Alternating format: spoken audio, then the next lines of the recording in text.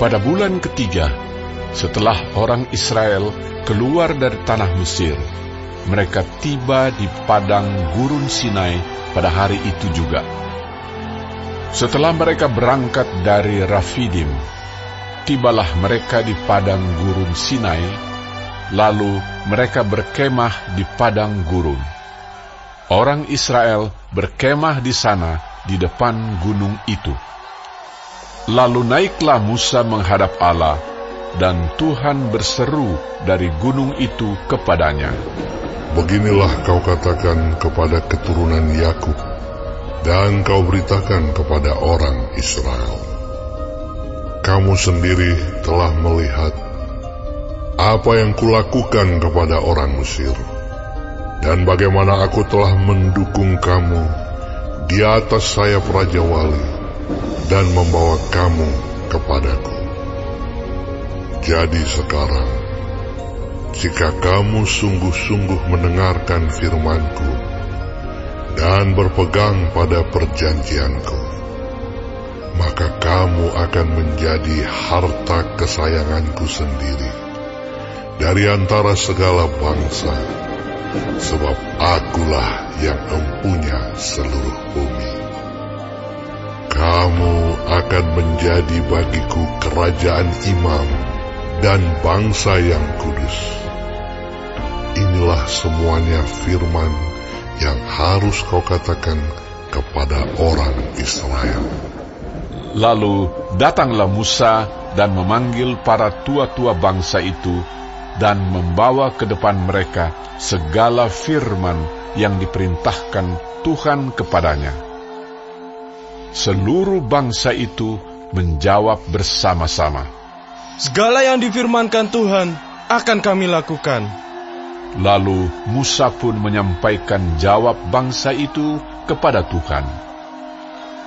Berfirmanlah Tuhan kepada Musa, "Sesungguhnya Aku akan datang kepadamu dalam awan yang tebal, dengan maksud supaya dapat didengar oleh bangsa itu apabila aku berbicara dengan engkau, dan juga supaya mereka senantiasa percaya kepadamu."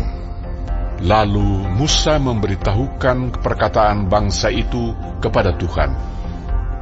Berfirmanlah Tuhan kepada Musa, "Pergilah kepada bangsa itu, suruhlah mereka menguduskan diri pada hari ini dan besok, dan mereka harus mencuci pakaiannya. Menjelang hari ketiga, mereka harus bersiap, sebab pada hari ketiga, Tuhan akan turun di depan mata seluruh bangsa itu di Gunung Sinai. Sebab itu haruslah engkau memasang batas bagi bangsa itu berkeliling sambil berkata, 'Jagalah baik-baik. Jangan kamu mendaki gunung itu atau kena kepada kakinya. Sebab siapapun yang kena kepada gunung itu, pastilah ia dihukum mati.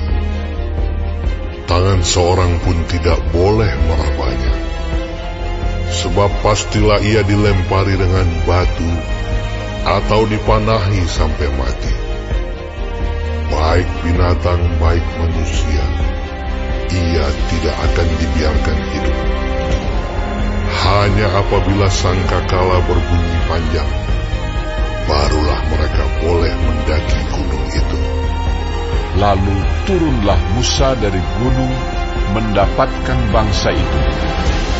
Disuruhnyalah bangsa itu menguduskan diri, dan mereka pun mencuci pakaiannya.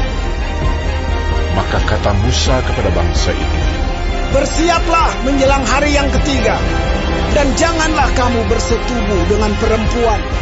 Dan terjadilah pada hari ketiga, pada waktu terbit fajar, ada guruh dan kilat dan awan padat di atas gunung, dan bunyi sangkakala yang sangat keras, sehingga gemetarlah seluruh bangsa yang ada di perkemahan. Lalu Musa membawa bangsa itu keluar dari perkemahan untuk menjumpai Allah, dan berdirilah mereka pada kaki gunung.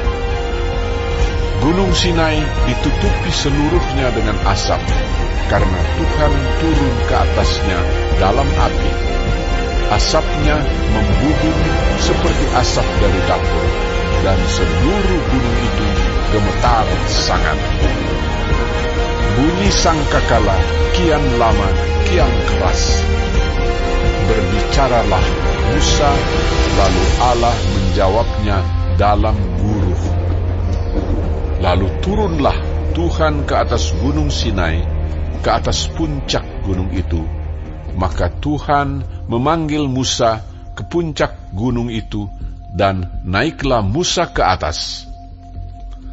Kemudian Tuhan berfirman kepada Musa, "Turunlah, peringatkanlah kepada bangsa itu, supaya mereka jangan menembus mendapatkan Tuhan hendak melihat-lihat. Sebab tentulah banyak dari mereka akan binasa. Juga para imam yang datang mendekat kepada Tuhan haruslah menguduskan dirinya, supaya Tuhan jangan melanda mereka." Lalu berkatalah Musa kepada Tuhan, Tidak akan mungkin bangsa itu mendaki gunung Sinai ini, sebab Engkau sendiri telah memperingatkan kepada kami. Demikian, pasanglah batas sekeliling gunung itu, dan nyatakanlah itu kudus. Lalu Tuhan berfirman kepadanya, "Pergilah, turunlah, kemudian naiklah pula, engkau beserta Harun.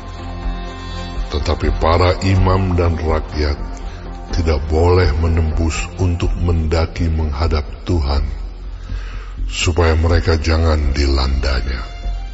Lalu turunlah Musa mendapatkan bangsa itu dan menyatakan hal itu kepada mereka.